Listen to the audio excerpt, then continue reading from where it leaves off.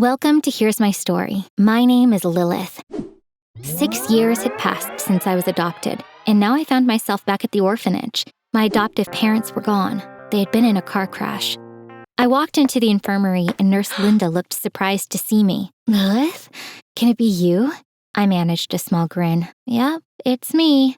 She pointed to the checkup table. A standard health check. We want you in tip-top shape for when a new family drops by.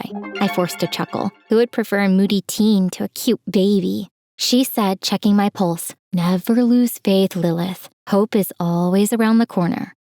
Life at the children's home was as I remembered. Chores, homework, and volleyball on good days. But when darkness descended, we'd long for a real home.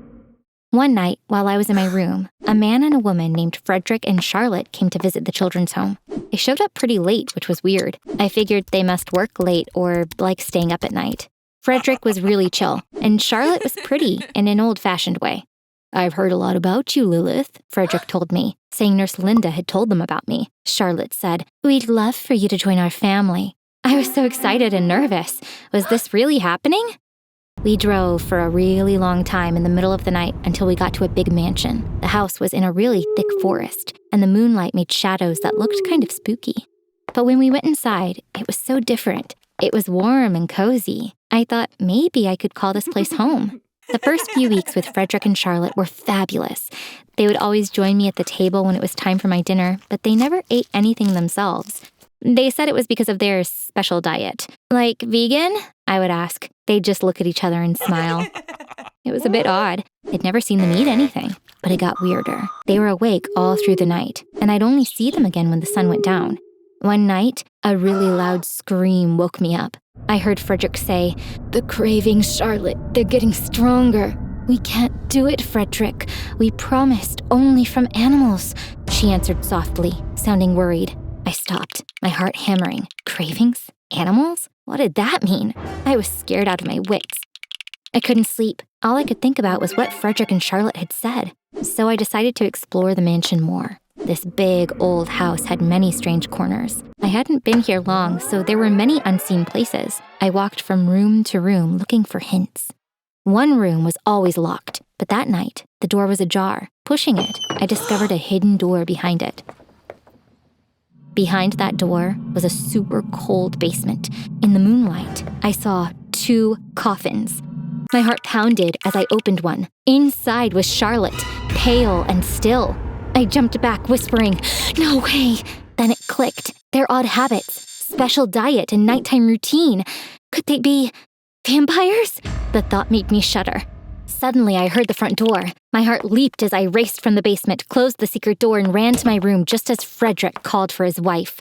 Darling, I heard him. Dinner's ready. We have fresh deer blood. In my room, my heart was racing fast. Oh my gosh, I was actually living with real-life vampires. The following night, I tiptoed out of my room, my heart still racing. Frederick and Charlotte were in the living room, reading thick, old books. Seeing them so calm made my stomach twist. Finally, I found the courage to speak up. About last night, I began. I saw things. They looked at me. Frederick put his book down. What did you see, Lilith? I mumbled. The coffins in the basement. It was so quiet for a moment you could hear a pin drop. Then Charlotte said, It's time we tell you the truth. So, you're vampires? I asked, my voice barely a whisper. Frederick let out a soft laugh. Yes, Lilith. Some people might call us that. Do you hurt people? My voice was shaking now. Charlotte quickly shook her head. Never, Lilith. We only feed on animals and live in peace with humans. Then Charlotte said something that made my heart stop. Lilith, we think of you as family. Now we're giving you a choice. You can join us, live longer and see more, but it's totally up to you. I looked at them startled. Join you? What do you mean? Charlotte looked me straight in the eyes. We mean become a vampire like us. Suddenly, everything around me got fuzzy. Me? A vampire? This one idea made my head go round and round. The next few days were a blur. I felt like a robot going through my daily tasks, but with my mind stuck on the vampire thing. I spent lots of time on my computer. Do vampires age? Do they have to drink blood and sleep in coffins? I heard myself whispering as I dived into folklore, legends, and pretty bizarre websites. Forever young, super strong, but hiding from everyone. It's like a twisted fairy tale, I sighed. A few days later, I finally mustered up the courage to ask the question bugging me. Why did you pick me? They glanced at each other before they both faced me. Lilith, Charlotte started gently. Your mom. She was like us. She was a vampire.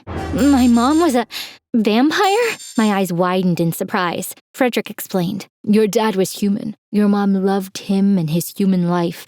That's why she chose a human mate. But why am I not a vampire if my mom was one? I blurted out, feeling confused. Charlotte took a deep breath. When one parent is human, the baby usually turns out to be human too. Your mother chose to give birth to you and become mortal because of it. She always said it was worth it for her baby. Everything fell into place. My mom was a vampire, my dad a human, and my mom became mortal for me? It explained why I felt different, why they picked me. I took a deep breath, stood tall, and declared, if my mom was a vampire, then I want to be one too. Slow smiles spread across Charlotte and Frederick's faces. Charlotte's voice was warm and happy. Then, Lilith, you'll be our daughter forever.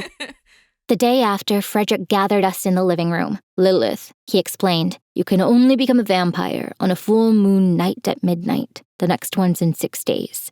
My nerves showed as I chewed my lip. How does this work? Is there biting? Charlotte will need to drink a tiny bit of your blood, Frederick assured me. It won't hurt, we promise. Charlotte said, Lilith, it's the only way to make you a vampire. You'll be okay. Even with their comforting words, the idea of being bitten still made my heart race. Then came the big night. Full moon, midnight, the works. Frederick and Charlotte looked as if they had stepped out of a spooky movie. Charlotte began murmuring something in a language that sounded old and creepy. The tension was thick. I closed my eyes, bracing myself. She bit me. Instead of the searing pain I was expecting, a startling scream split the air. It was Charlotte. She clutched her throat, her high-pitched shriek echoing off the walls, and then, like a fallen doll, she crumpled to the floor. What just happened? I stumbled backward. Charlotte! Frederick was instantly by her side, his face pale as moonlight. She... I couldn't finish my sentence. Frederick's gaze darted from Charlotte to me and back again before he dashed out of the room. Frederick? My call echoed into the silence. Nothing. I peered through the window just in time to see Frederick's car disappearing into the night. Seeing Charlotte lifeless on the floor sent a shiver down my spine. 20 long minutes passed, each one scarier than the last. Suddenly, I saw the bright lights of Frederick's car zooming up the driveway. But hold on, he wasn't alone. They rushed into the room, and to my surprise, Frederick had brought Nurse Linda with him. Could she help Charlotte? Without wasting any time, Linda hurried over to Charlotte. She quickly checked her over, then started digging through her bag. She pulled out a needle filled with some sort of medicine. My heart thumped hard as she gently stuck it into Charlotte's arm. Frederick and I watched, holding our breaths, as Nurse Linda worked. A little later, Charlotte's eyes slowly blinked open. Everyone froze, and the room filled with tense silence. As Charlotte sat up, a sigh of relief escaped us all. Linda surprised me. This happened to my husband 190 years ago. I know what to do because of that. Wide-eyed, I stammered. 190 years? Linda? Linda gave me a soft smile. Yes, Lilith, I'm a vampire too. I knew your mom well. You've always been dear to me. A confused Frederick asked, but why did Charlotte faint? Linda explained. It's because of Lilith's unique blood. A wave of guilt hit me, but Linda quickly assured me. No guilt needed, Lilith. Your dad had rare ORH negative blood, which can make vampires feel sick. Your blood mixed with your mom's vampire genes is even more potent. That's why Charlotte had a bad reaction. Luckily, I had the cure. Looking around, I realized the transformation didn't work, but Charlotte was okay. That was a bit of comfort at least. Frederick broke the silence, telling Linda, I'll take you home later. Now I will go hunting. Let's all enjoy a proper feast. Linda turned to me. I wish your mom could see you have your first vampire meal. Her words stung. I was still just a normal kid. But I didn't turn into a vampire, did I?